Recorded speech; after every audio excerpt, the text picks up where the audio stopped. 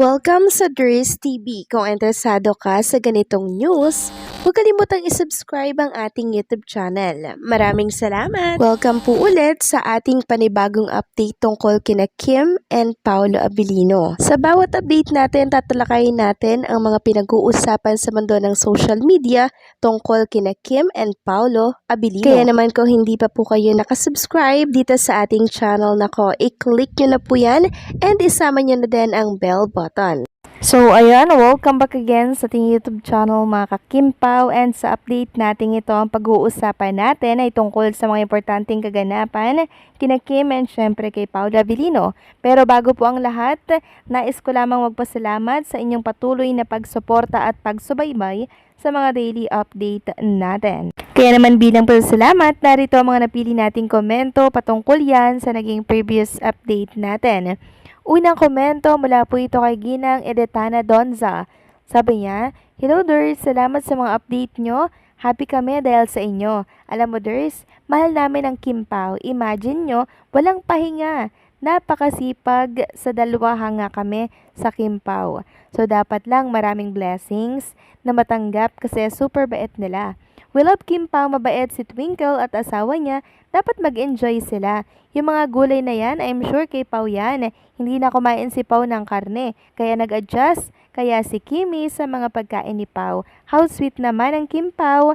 We love Kimpaw." Maraming salamat po sa komento, Ginang Edetana Donza. Yes, tama po kayo. Sobrang sipag po ni Kim and Paolo Abilino. Kahit pagod na, mga kakimpaw, talagang sasalang at sasalang pa rin sila sa mga project na kailangan po nilang gawin. 'Di ba? Kaya naman hindi sila tinitigilan ng blessings, mga kakimpaw.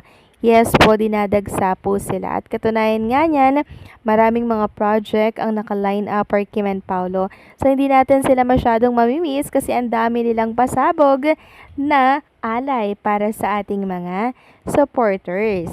At about naman po sa mga gulay na nakita natin sa mesa nila Twinkle and Chinita Princess at asawa niya, mga kakimpaw, yan din po ang hula ng maraming Kimpaw Nation. Kasi syempre, hindi kumakain ng gulay, ng karne pala, no?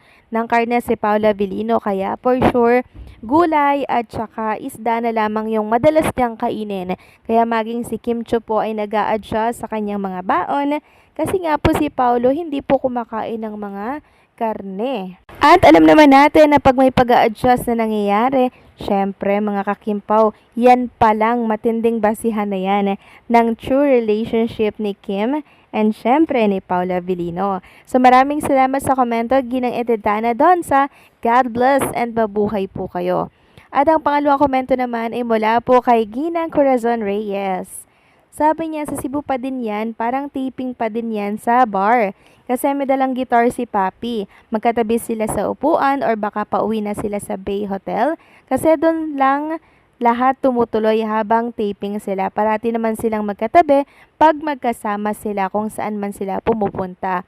Minsan sa kondo ni Kim, si Papi sumasama.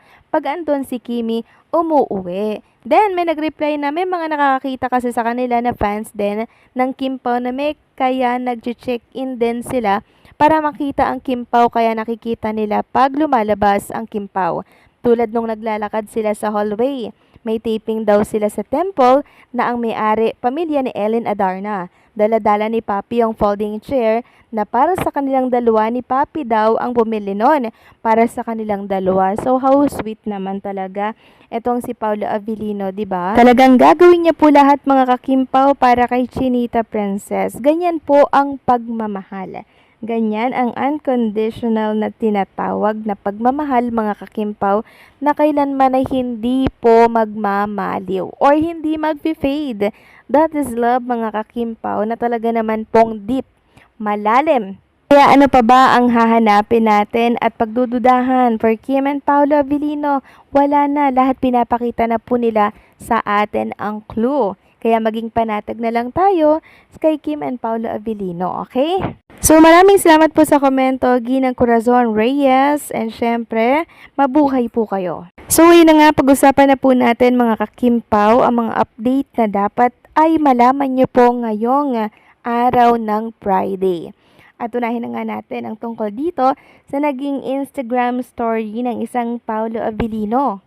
Makikita kasi dito sa kanyang Instagram story mga kakimpaw na parang merong sineset up itong si Paolo Abilino na pang cameraman, 'di ba? Pang direct mga kakimpaw. So talagang gustong-gusto maging direktor ng isang Paolo Abilino. And feel ko pag nangyari 'yon, siya ang isa sa pinakamahusay na direktor. Sabi nga ng ilang mga Kimpaw fans, sana mag-direct kayo ng movie ninyo or ng project ninyo ni Chinita Princess na siyang hindi naman po malabong mangyari. Samantalang happy birthday naman po kay Ma'am Carl Merced. Yes po, ito'y napakalapit po kay Kim and Paolo Abilino. And syempre kasama po nila ito. Dito po yan sa Cebu mga kakimpaw. Itong si Carl Merced na kung saan laging nagbabahagi ng mga good vibes kay Kim and Paolo. At alam niyo po mga kakimpaw, may pa-cake din si Chinita Princess. Ayan po mga kakimpaw oh. At katunayan yan, pinasalamatan po ni Ma'am Carl Merced si Kim. Sabi niya, thank you Kimi. Tapos tinag niya po si Chinita Princess. Ang komento nga po ng mga fans dito, sure po kayo Ma'am Carl Merced na kay Kimi lamang daw galing yung cake? Hindi daw ba kasama si Paolo? So, ibig sabihin, present sa birthday celebration ni Ma'am Carl Merced si Chinita Princess. At pag merong Chinita Princess, syempre may Paolo Abilino, mga kakimpaw. So, napaka-sweet talaga ni Chinita Princess, mga kakimpaw, no? Talagang binibigyan niya po ng oras yung mga taong nasa paligid niya. Lalo na kung birthday, talagang mag-e-effort at mag-e-effort si Kim. Ganon din po si Paolo Abilino. And since present nga po sa birthday celebration si Chinita Princess, mga kakimpaw, possible na nandyan din po si Paolo Abilino. Marami nga nagtatanong kung kasama daw ba ni Chinita Princess si Paolo nung naghatid si Kim Chiu ng cake kay Ma'am Carl Merced. So possible mga kakimpaw, no? Possible na si Paolo ay kasama ni Chinita Princess. Lagi naman silang ganyan, di ba? Parang hindi po sila mapaghiwalay. Parang you beside me always. Si Paolo kay Chinita Princess at ganoon din po si Paolo kay Kim Chiu. So parang hindi na po sila mapaghiwalay mga kakimpaw. At sa mga nagtatanong kung nasaan na po si Kim and Paolo, andirito na po sila sa Manila mga kakimpaw. So talagang dumaan lang siguro sila sa isang place para sulitin at i-enjoy ang Cebu or ang Bohol mga kakimpaw. Kasi alam naman natin na deserve ni Kim and Paolo maging ng family po ni Chinita Princess na mag-enjoy, mag-bonding bago po umuwi itong si Kim and Paolo ng Manila. At ayun, tahimik po silang nakauwi, tahimik silang nakarating ng NAIA. So anong sa inyo dito mga kakimpaw? Please comment down below.